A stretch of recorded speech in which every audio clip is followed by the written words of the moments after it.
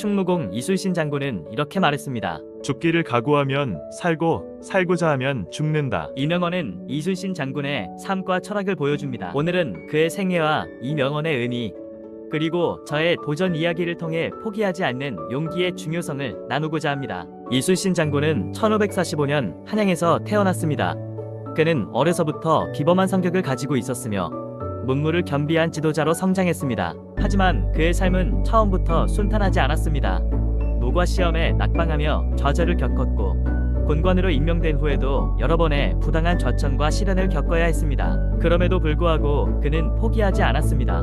스스로를 갈고 닦으며 무의와 전술을 끊임없이 연마했죠. 결국 그는 뛰어난 군사적 능력과 강직한 성품으로 인정받아 조선 수군의 지휘를 맡게 되었습니다. 1592년 임진왜란이 발발하며 조선은 혼란에 빠졌습니다. 그 당시 일본군은 조선을 침략하며 파죽지세로 한양을 점령했지만 이순신 장군의 활약은 조선의 희망이 되었습니다. 그는 옥포해전, 당포해전 등에서 연전연승을 거두며 일본군의 해상 보급로를 차단하는 데 성공했습니다. 특히 세계 최초의 철갑선으로 알려진 거북선을 활용해 전술적 우위를 점했습니다. 이순신 장군은 단순히 전쟁을 잘 치른 장군이 아니라 병사들에게 신뢰와 희망을 심어준 지도자였습니다. 그의 지휘 아래 조선 수군은 한 번도 패하지 않는 놀라운 기록을 세웠습니다. 1597년 이순신 장군은 절체절명의 순간에 놓이게 됩니다. 외란이 지속되는 가운데 원균 장군의 패배로 조선 수군은 대부분의 함선을 잃었고 남은 배는 단 13척뿐이었습니다. 하지만 이순신 장군은 포기하지 않았습니다.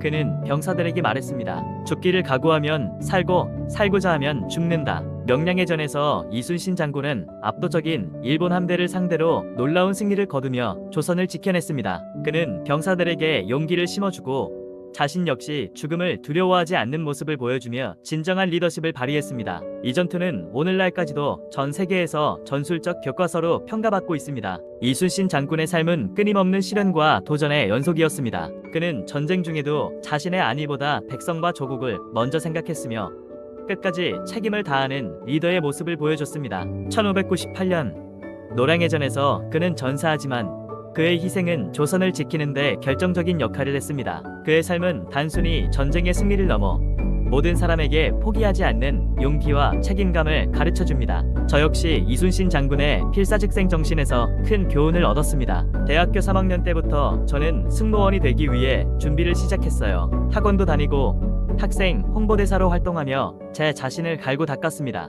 하지만 코로나 팬데믹이 터지면서 승무원 채용이 중단되었고 꿈을 접어야 했습니다. 그 후 공기업에 1년 동안 도전했지만 시험 당일 OMR 답안지 막힌 실수로 다시 답안을 작성해야 했습니다. 긴장감 속에서 결국 종이 울렸고 답안을 다 작성하지 못한 채 시험이 끝났죠. 그날 밤 저는 밤새 울며 공기업 도전이 실패로 끝났다는 사실을 받아들여야 했습니다. 다시 1년을 기다려야 하는 상황에서 저는 이렇게 생각했습니다. 이대로 가만히 있을 순 없다.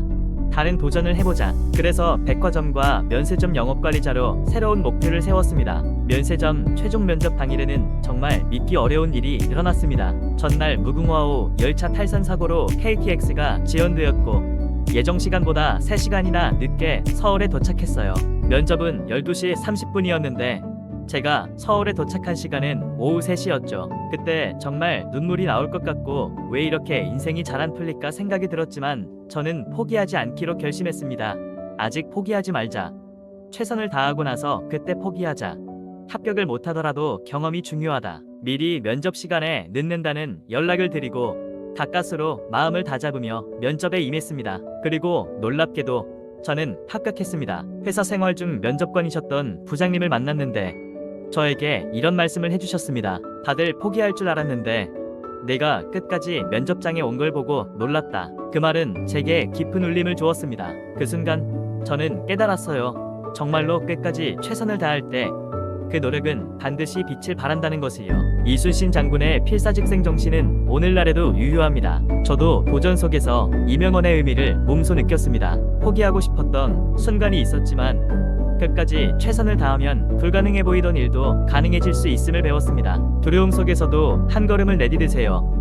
그것이 여러분의 인생을 바꾸는 시작이 될 것입니다. 이순신 장군의 명언을 마지막으로 듣고 영상 마치겠습니다. 죽기를 각오하면 살고 살고자 하면 죽는다. 감사합니다.